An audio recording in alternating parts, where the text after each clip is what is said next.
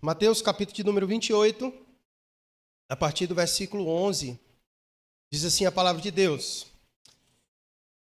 Enquanto as mulheres estavam a caminho, alguns dos guardas entraram na cidade e contaram aos principais sacerdotes o que havia acontecido. Eles convocaram uma reunião com os líderes do povo e decidiram subornar os guardas com uma grande soma de dinheiro. Instruíram os soldados: vocês devem dizer o seguinte: os discípulos de Jesus vieram durante a noite, enquanto dormíamos, e roubaram o corpo. Se o governador ficar sabendo disso, nós os defenderemos, para que não se compliquem.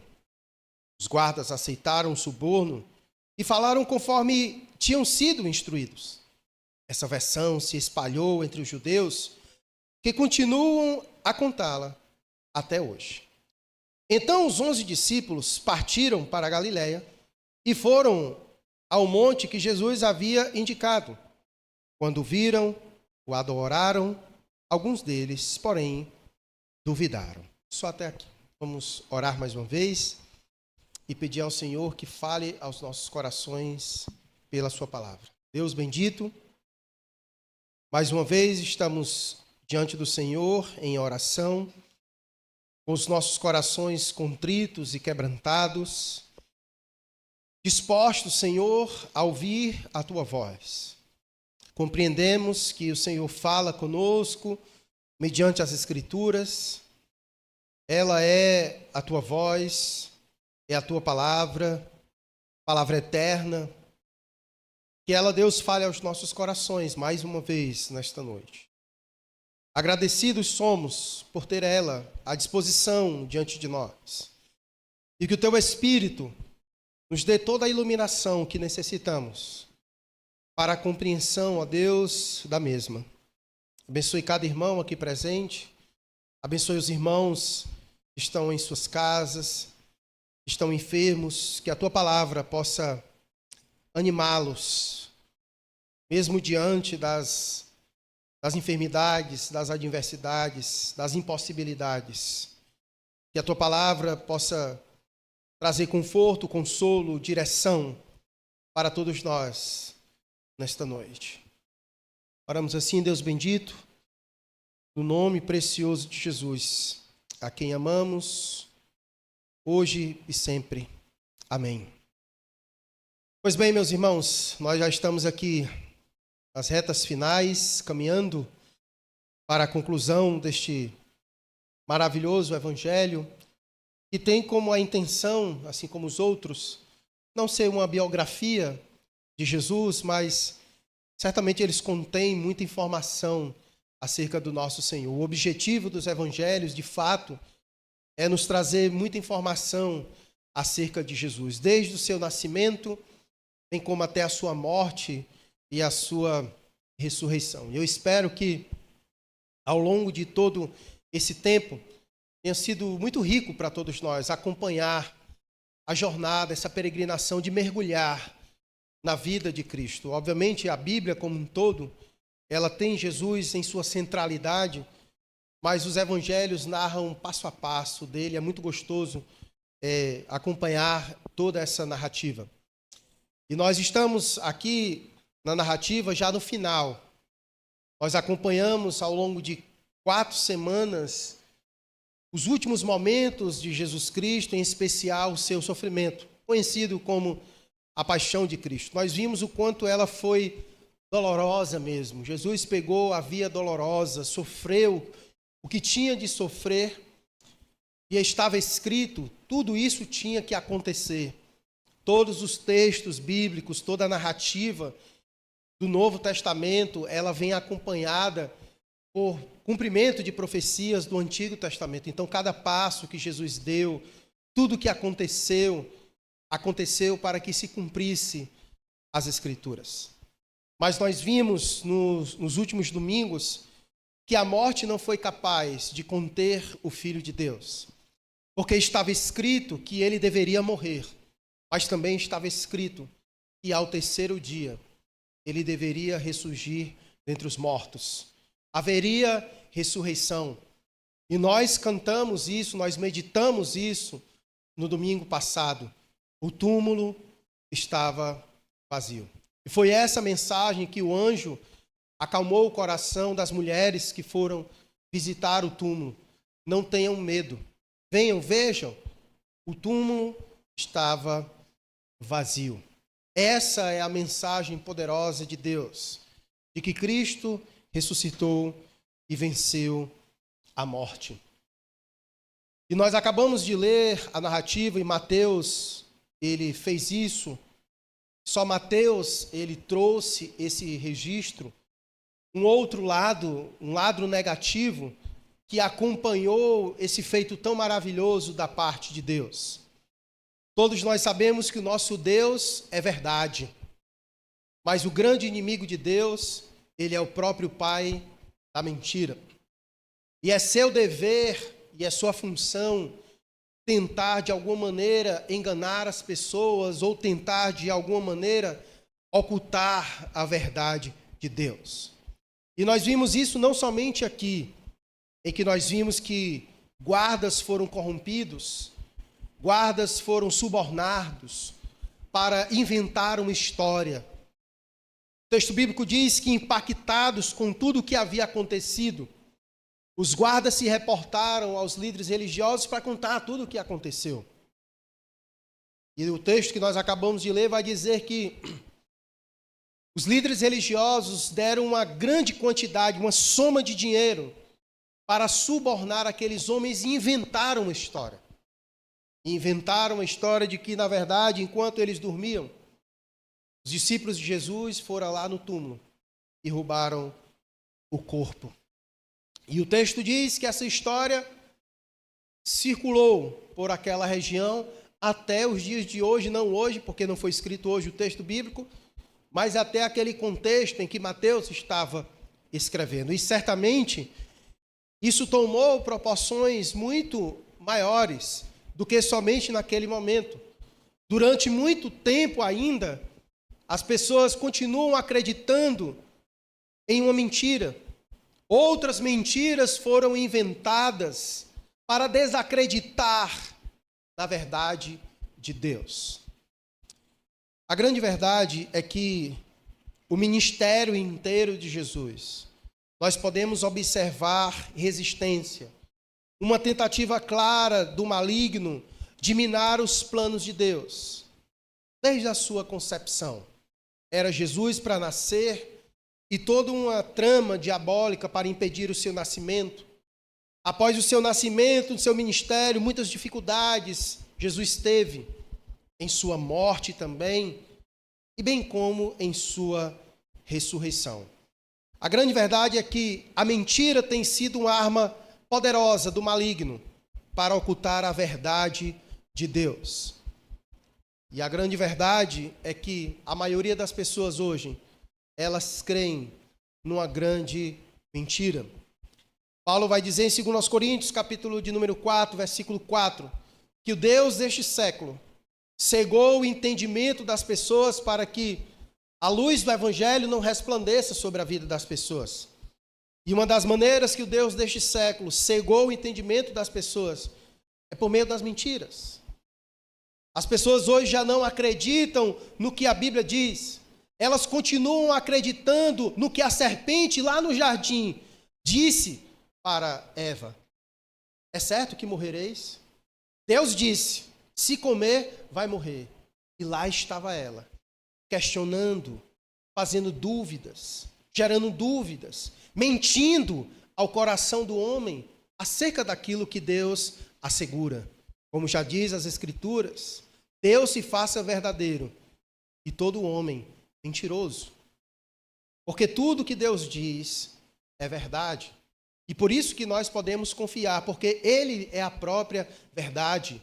E não poderia ser algo diferente daquilo que Ele faz, daquilo que Ele diz. Porque suas ações e suas palavras correspondem a quem Ele é mesmo, sua essência. E a palavra de Deus nos assegurou de que Cristo ressuscitou dentre os mortos. Vimos inúmeras testemunhas no domingo passado, Mais de 500 pessoas foram testemunhas de uma única só vez. Não poderia essas pessoas ter um delírio coletivo. Não somente isso, as próprias Escrituras testificam isso. Testemunhas oculares. O próprio Império Romano, o próprio Pilatos foi testemunha da morte de Jesus. Então, a sua ressurreição também foi testemunhada. Seus discípulos viram, mais de 500 pessoas testemunharam Cristo ressurreto. Mas eis o plano do maligno para ocultar a verdade de Deus. Mentira. Ele não ressuscitou coisa alguma. Na verdade, enquanto ele estava dormindo, os guardas dormiram, seus discípulos foram lá e roubaram o seu corpo. E o versículo 11 começa dizendo exatamente isso. Enquanto as mulheres estavam a caminho de quê? Vocês lembram? Elas estavam a caminho de quê? Qual foi a ordem que Jesus deu para elas? Que elas deveriam contar aos outros aquilo que elas testemunharam. E o que foi que elas testemunharam? Que Cristo havia ressuscitado. Então, enquanto essas mulheres estavam indo dizer a verdade aos outros e não haviam recebido dinheiro nenhum para dizer esta verdade, os guardas, eles foram subornados para dizer a mentira. Há um grande contraste entre as mulheres, os discípulos de Jesus e aqueles homens. Eles ficaram tão impactados por aquilo que eles testemunharam, que eles não tinham outra opção a não ser testemunhar. E todos nós sabemos que a ressurreição não era uma doutrina muito aceita naquele contexto. Naquele contexto grego, romano, se acreditava na reencarnação, se acreditava na transmigração do corpo, mas ressurreição era uma coisa muito estranha. E ainda mais um testemunho sendo dado por mulheres, que era pior ainda. Tanto é que quando elas disseram aos outros discípulos, eles acreditaram? Eles não acreditaram, eles foram tardios para crer. Mas de toda forma, o texto começa fazendo esse contraste. Enquanto as mulheres estavam a caminho para anunciar a verdade, para testemunhar a verdade de Deus, de que o túmulo estava vazio, havia toda uma trama por trás, diabólica, para dizer uma outra coisa às pessoas. E o pior é que a mentira, ela tem o seu alcance. Já diz o ditado que a mentira tem pernas curtas, né? Mas essa aqui, ela foi até cumprida, né? Porque, de certa forma, muita gente acreditou. Porque o texto bíblico encerra dizendo que essa versão se espalhou entre os judeus, que continuam a contá-la até hoje. E ainda hoje, em nossos dias, muitas pessoas não acreditam na mensagem da ressurreição. Para elas, o Cristo é o Cristo morto. Elas não acreditam que Cristo há de voltar, de que Ele está vivo. Na verdade, hoje, muitas mentiras são pregadas acerca de Jesus. Hoje, nós chegamos ao ponto das pessoas pregarem uma mentira de que Deus nem existe. Quanto mais que Jesus ressuscitou dentre os mortos. E essa mentira é muito mais aceita do que a verdade de que Jesus morreu, ressuscitou dentre os mortos, vivo está e em breve voltará. Na verdade, é chique, é intelectual dizer que Deus nem existe, que tudo isso não passa de um conto. É isso que todas as crianças escutam nas suas escolas. É isso que os jovens ouvem nas suas universidades. É isso que o mundo, de forma coletiva, apregoa. De que não há verdade nas Escrituras. Não há verdade em Deus. E a mentira continua cegando as pessoas, tirando delas a luz do Evangelho. Porque é preciso crer.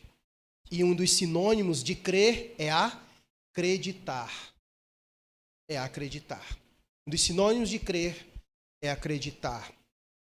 E as pessoas têm acreditado em uma mentira e não na verdade de Deus. Então, a mentira tem sido uma arma poderosa do maligno para ocultar a verdade de Deus. E a mentira tem causado muitos danos. E apesar dos danos que o ministério do engano, da mentira, tem causado ao longo da história, a história também comprova que nenhuma mentira até hoje, por melhor que tenha sido, foi capaz de parar a verdade de Deus. Ainda hoje, a história de Jesus é a mais contada. Nem a modernidade conseguiu silenciá-la. E louvado seja Deus por isso, porque essa verdade, ela enfrentou a mentira e ela pôde chegar a mim, chegar até você, de maneira que transformou as nossas vidas. Mas o fato é que os danos causados pela mentira ainda são muito visíveis, mas nenhuma mentira, por melhor que tenha sido, foi capaz de parar essa história. Aquelas mulheres, como disse o versículo 11, saiu para contar para os demais discípulos. E depois os discípulos ouviram aquela história. E depois essa história foi tomando repercussão, de maneira que saiu daquele contexto de Jerusalém, foi para a Judéia, e assim foi tomando proporções maiores, de maneira que essa história chegou hoje em todo o mundo. E Jesus é uma das pessoas mais conhecidas em todo esse mundo, para não dizer a mais conhecida. O Ocidente é fruto desta verdade, de maneira que nós medimos o tempo antes dele e depois dele. Porque esta verdade é uma verdade de Deus. É uma verdade de Deus. Essa história que nós acabamos de ver, essa ação dos líderes religiosos de ocultar a verdade, de criar uma mentira, prova o quanto o coração do homem é tardio para crer. Lembra o que foi que esses líderes religiosos disseram quando Jesus estava na cruz? Vocês lembram o que foi que eles disseram? Vamos ver se ele desce dessa cruz, porque se ele for capaz de descer dessa cruz, nós iremos crer. Os guardas foram a eles e disseram: nós fomos testemunhas disso. Eles creram. Eles inventaram a história. Eles foram capazes de negar a sua própria racionalidade. Eles foram capazes de abrir mão do testemunho diante deles. Eles haviam dito, outrora, na sua zombação, na sua zombaria: desce daí, porque se tu for capaz de descer daí, nós então iremos crer. Isso só mostra que aquilo que eles disseram foi apenas da boca para fora. Porque ainda que o Cristo aparecesse diante deles ressurreto, o coração deles ainda não iria crer. E você pode estar me perguntando: pastor, como isso é possível? Alguém vê Jesus e não crê nele? Você leu o Evangelho? O que foi que fizeram com ele, vendo ele, pegando nele, tocando nele? O mataram. Zombaram dele. Então o problema do homem não é ver.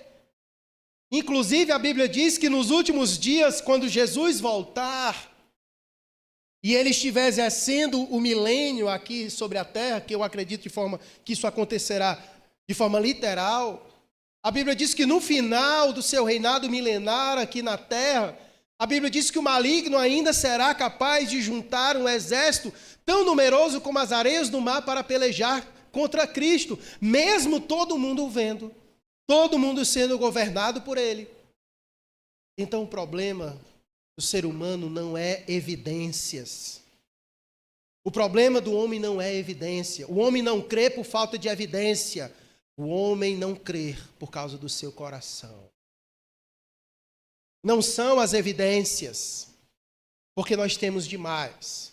O homem é capaz de acreditar em evidências pobres e abrir mão da sua própria racionalidade, com evidências muito mais plausíveis, como, por exemplo, para a criação do mundo. Há muito mais evidências no design inteligente do que numa explosão maluca. Mas ainda assim, é chique e inteligente acreditar nisso. E assim são as demais coisas. O problema do homem, mais uma vez eu digo, não é a questão das evidências. O problema do homem é crer. Estar no seu coração.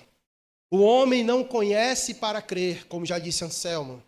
O homem crê para conhecer. Ele precisa ter um coração transformado para que os seus olhos possam enxergar. Ele não enxerga primeiro, mas o seu coração é transformado para que ele possa enxergar as coisas como de fato elas são. Você é a prova disso. Outrora você também não enxergava, mas a partir do momento em que o seu coração foi transformado, seus olhos mudaram. Você consegue enxergar. Por isso, o mundo que diz, eu preciso de evidências, eu preciso ver para crer. Muitas vezes se fala só da boca para fora, porque o problema do homem não é ver, é crer, estar no coração. Por isso que Jesus disse aquilo para Tomé: bem-aventurados que não veem, mas creem. Porque é possível crer sem ver. Então o problema do homem está aqui, no seu coração. E eis aqui a prova. E eis aqui a prova. Os guardas foram testemunhar, eram testemunhas do que estava acontecendo. Mas os líderes religiosos não creram. Mas também o texto nos faz pensar sobre os guardas. Perceba como o coração do homem é corrupto. Eles decidiram abrir mão de acreditar naquilo que viram por causa do dinheiro que estava diante deles. Perceba como o dinheiro tem a capacidade de corromper também os nossos corações. Aqueles homens foram testemunhas. O texto bíblico diz que eles ficaram como se estivessem desmaiados, atônitos, diante daquilo que presenciaram. Algo miraculoso da parte de Deus. E eles saíram extasiados para falar com os líderes religiosos sobre aquilo que eles tinham presenciado. Mas mesmo assim, eles não foram capazes de crer. Pelo contrário, eles abriram mão daquilo que eles viram, que eles testemunharam, para receber a soma do dinheiro. O texto bíblico diz que eles foram subornados, eles foram comprados. Os líderes religiosos compraram. E essa não é a primeira vez que nós vemos pessoas se vendendo pelo dinheiro e negando a verdade. Alguém bem próximo de Jesus, há poucos instantes, acabara de fazer isso. Judas traiu seu mestre por 30 moedas de prata. E agora, eis aqui, guardas que tinham presenciado a verdade de Deus, estavam aqui agora, vendendo a sua consciência, aquilo que eles haviam presenciado, visto, pela soma de dinheiro. E é assim, meus irmãos, que as pessoas continuam sendo enganadas, compradas, e elas continuam acreditando em uma mentira, enquanto a verdade está diante delas. E ninguém pode questionar a Deus. Ah, mas se eu também tivesse essa oportunidade que eles tiveram de testemunhar tudo isso, nós também não iríamos crer. Lembra da parábola do rico e do Lázaro? Quando o homem em seu tormento diz: vai lá, manda eles lá para anunciar aos meus familiares. Pode ser que assim eles acreditem. Disseram: olha, eles têm a palavra de Deus. Ainda que eu enviasse tudo isso, Ainda que um anjo fosse lá, eles não iriam crer.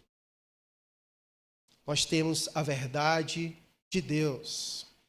E não há outro meio, não há outra revelação tão preciosa da parte de Deus para que possamos crer do que a sua própria palavra. É a verdade de Deus diante de nós. Mas o nosso coração é corrupto e ele se fecha diante da verdade. Então, a preocupação desses líderes religiosos não estava com a verdade, mas com a conveniência deles mesmos, das pessoas. Eles não estavam preocupados com a verdade de Deus. E eles então criam uma história sem fundamento nenhum.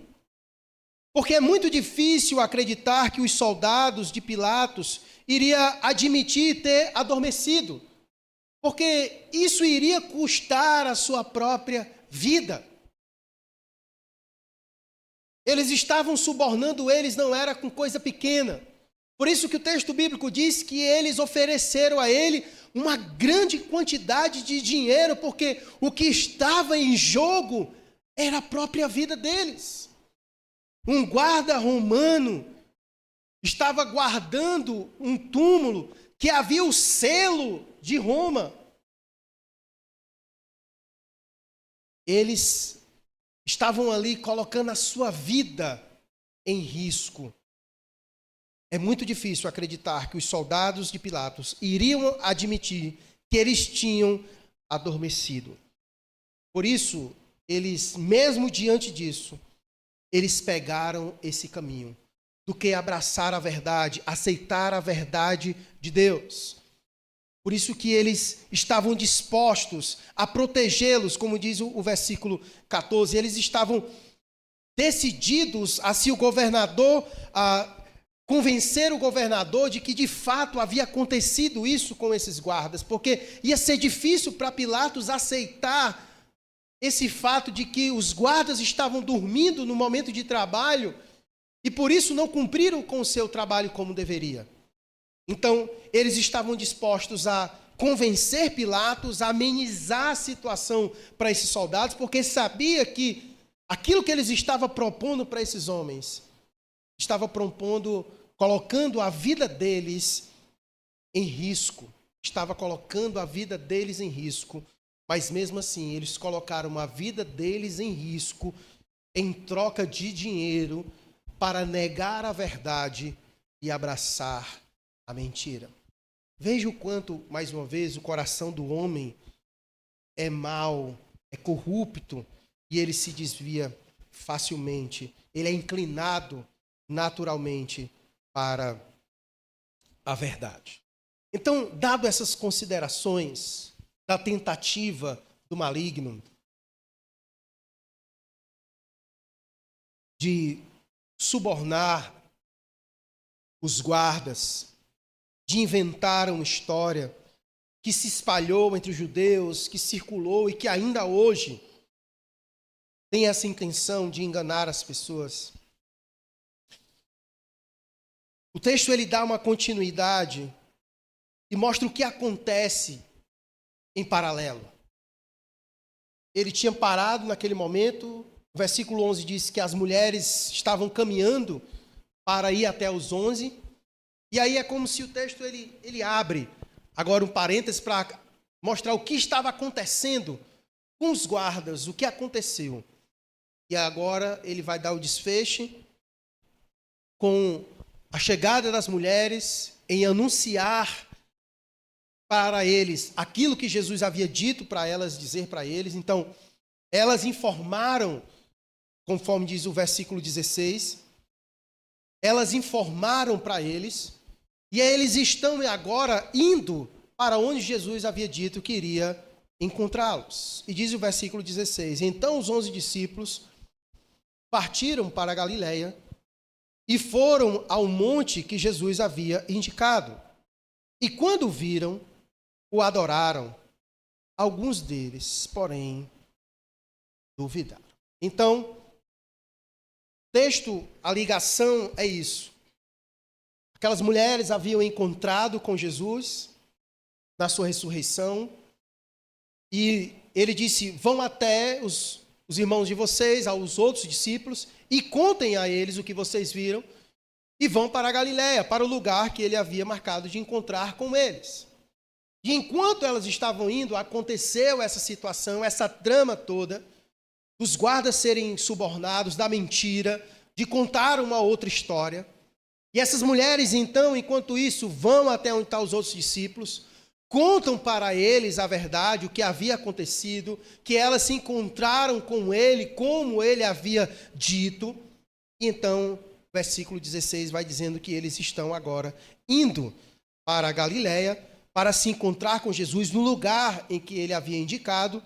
E o versículo 27, o versículo 17, chave, diz, quando viram, o adoraram, alguns deles, porém, duvidaram em seus corações. Eu quero começar primeiro com essa atitude, primeiro, de o texto dizer que, porém, alguns deles duvidaram em seu coração. Já disse isso no domingo passado, eu quero mais uma vez aqui lembrá-los sobre essa verdade, que alguns dos discípulos foram tardios em crer. Mesmo diante de muitas evidências, o coração deles foi tardio. Eles tiveram dificuldades para acreditar nisso.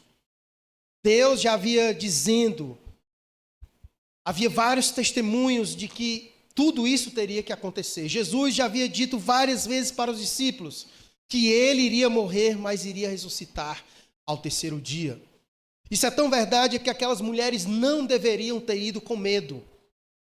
Por isso que quando elas encontram o anjo diz para elas, não tenham medo, porque ele ressuscitou como havia dito. Então, se elas tivessem lembrado do que ele disse, tivessem acreditado no que ele disse, elas não estariam com seu coração temeroso, com dúvidas. E mesmo assim, elas, naquele momento, o vendo, foram compartilhar com os irmãos. E no primeiro momento, eles tiveram dificuldades para crer no testemunho delas. E agora, diante dele, eles ainda, de certo modo, alguns deles, o texto bíblico não vai dizer quais são, quem foram. Outros comentaristas vão dizer que haviam mais discípulos além dos 11, e que os 11 creram, e outros discípulos que não eram os 11, foi que ficou então com dificuldade para crer, mas não há um consenso. Mas de toda forma, quero colocar discípulos, porque o texto bíblico diz discípulos.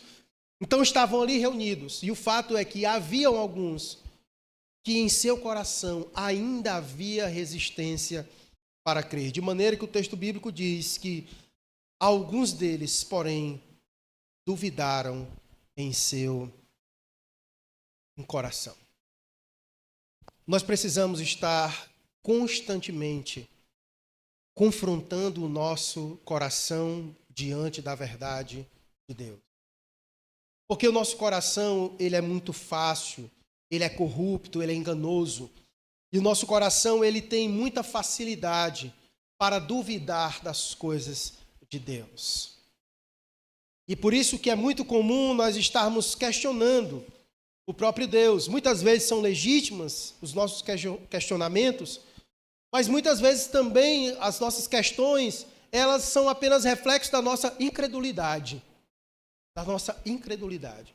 E por isso nós precisamos estar constantemente sondando os nossos corações. Quer ver uma prova disso? Quando nós estamos passando por dificuldades, por apertos, por situações difíceis, nosso coração duvida ou não duvida do cuidado de Deus e do amor de Deus? Perceba como nosso coração ele é. Nós somos constantemente tentados a duvidar, a questionar, a não acreditar, a ficar duvidosos das coisas que estão diante de nós. Isso porque o nosso coração, ele é tardio, muitas vezes, para crer nas coisas que Deus diz para nós. E por isso nós precisamos, irmãos, com sinceridade, estar sempre sondando os nossos corações. Fazendo aquela oração do salmista: Senhor, sonda o meu coração e vê se há em mim algum caminho mau. E me guia, Deus, pelo caminho eterno, pelo caminho certo. Nós precisamos estar constantemente fazendo isso. Porque nós temos um maligno que muitas vezes lança seus dardos inflamados contra nós, dúvidas em nosso coração, quando nós estamos diante da verdade. Há espaço para a dúvida, mas quando ela é uma dúvida legítima, quando a intenção é compreender melhor para poder adorar a Deus melhor. Outra coisa é quando nós duvidamos, e no caso aqui é uma dúvida questionando a Jesus. Muitos dos discípulos, ao ver, alguns acharam que era fantasma, outros só acreditavam se visse, se tocasse. Mesmo outras pessoas dizendo o que havia acontecido, seu coração ainda estava com dúvidas. Nós precisamos estar sondando constantemente os nossos corações, porque ele é facilmente corrompido, nos levado para dúvidas, para o questionamento, e muitas vezes essas dúvidas, esses questionamentos podem nos afastar de Deus. Podem nos afastar de Deus. É uma dúvida que muitas vezes começa pequena, vai crescendo, vai se alastrando dentro de nós, e quando menos esperamos, nos pegamos incrédulos, sem acreditar na verdade de Deus. Fomos golpeados pela mentira, pela dúvida, pelo questionamento, e acabou que nós nos afastamos da verdade. Então o texto diz que quando viram, o adoraram, alguns deles, porém, duvidaram. Então cuidado, cuide do seu coração, esteja sempre fazendo isso. E tem uma maneira maravilhosa de nós estarmos sempre confrontando o nosso coração. Sabe como é bom fazer isso? Confrontar o nosso coração com a palavra de Deus.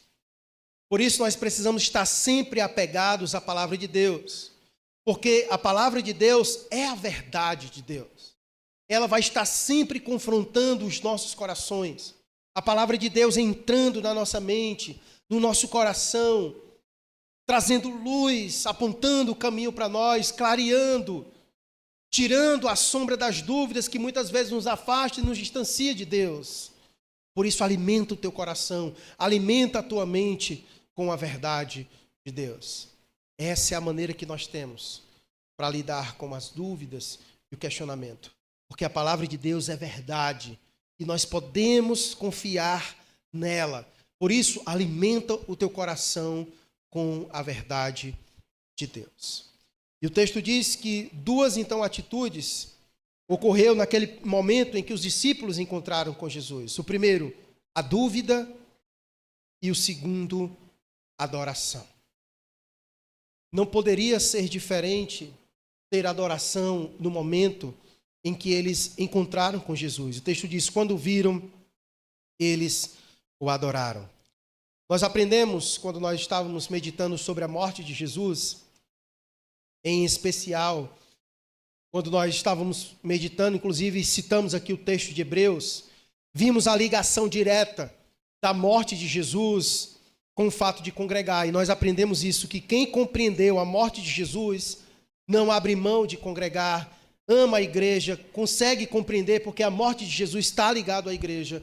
E da mesma forma, quem compreende a ressurreição de Jesus não perde a oportunidade de o adorar.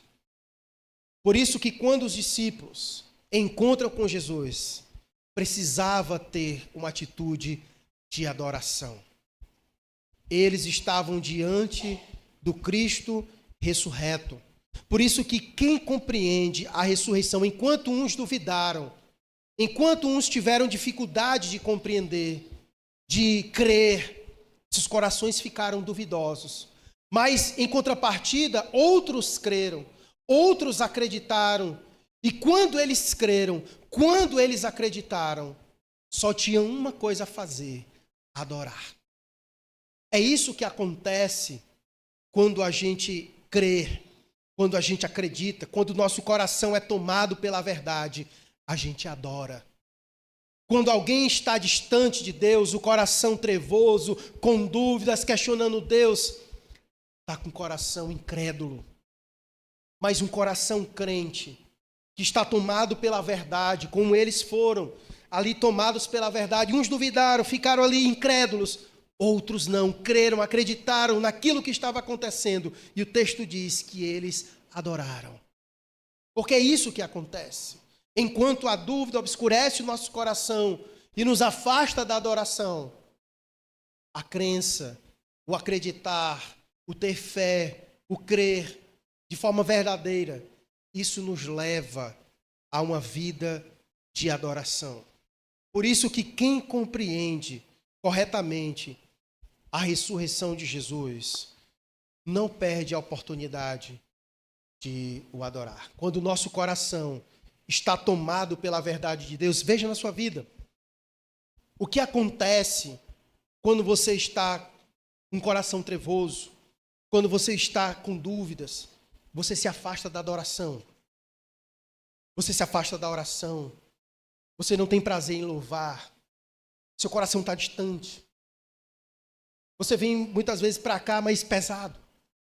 Agora perceba quando o seu coração é tomado pela verdade. Quando você crê, quando você foi dominado por ela. Você chega aqui, você se rende, o seu coração está disposto a adorar e você adora a Deus com verdade, com sinceridade. E assim é na nossa vida do dia a dia.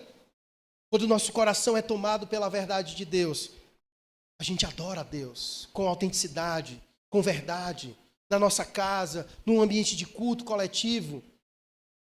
Perceba como isso tem uma repercussão e um impacto direto na nossa vida. Por isso que eu tenho dificuldade quando alguém bota resistência para adorar a Deus. Está algum problema, cara. Está algum problema. Porque o crente que ama Cristo ressurreto, que olha para Ele a beleza da sua santidade, que o teu coração está tomado pela verdade de Deus, você não perde a oportunidade para adorar. Você não bota desculpa. Você não se esconde. O seu desejo é adorar ao Senhor. Seja onde quer que seja. Porque o teu coração está tomado pela verdade. E quando o nosso coração está assim, a gente fica numa disposição de adorador, autêntico, verdadeiro. Então sonda teu coração.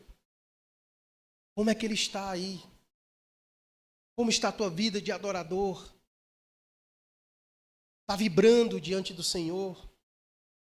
Ou está duvidoso diante dele? Isso vai ter repercussões imediatas na tua vida, no teu dia a dia, na tua devoção. Talvez seja por isso que você hoje está distante. Isso está afetando a tua vida de adorador. Porque quando nós estamos diante da verdade e ela está no nosso coração, a gente se rende, a gente adora, e a gente se alegra e não perde a oportunidade de adorar a Ele com a nossa vida, com o que somos, com o que temos, com os dons e os talentos que Ele nos deu, porque nós somos impactados por essa verdade. E o texto bíblico diz que alguns dos discípulos, também não sabemos quais e quantos foram, mas uns foram impactados pela dúvida, outros foram impactados pela verdade, e eles adoraram o Senhor. Eles adoraram a Deus.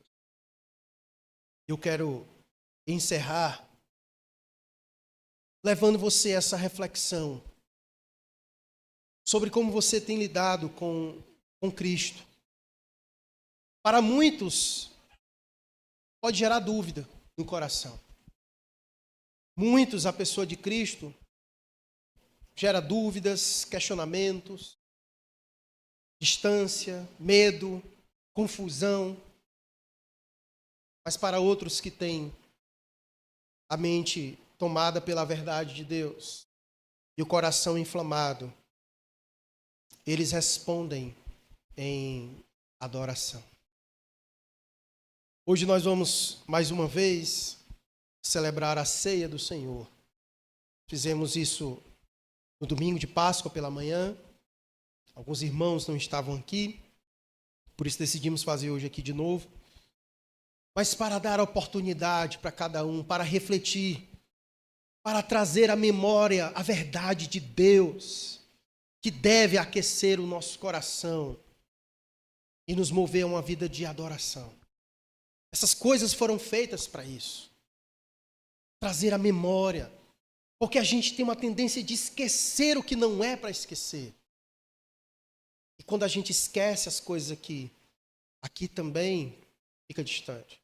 Mas quando a gente alimenta a nossa mente com a verdade de Deus e que ela desce para o nosso coração, isso causa um impacto imediato na nossa vida. Portanto, que nessa noite a gente traga essa verdade, mais uma vez, à tona.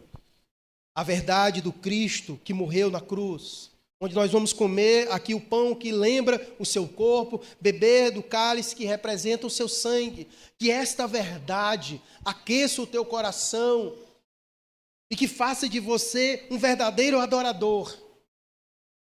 Que o adore em espírito e em verdade. Que se prostre diante do Cristo ressurreto, que é tomado pela verdade de Deus, que diz que ele morreu, sim, mas que ressuscitou ao terceiro dia, vivo está, e nós estamos aqui diante dele, trazendo ao nosso coração e à nossa mente a memória dele.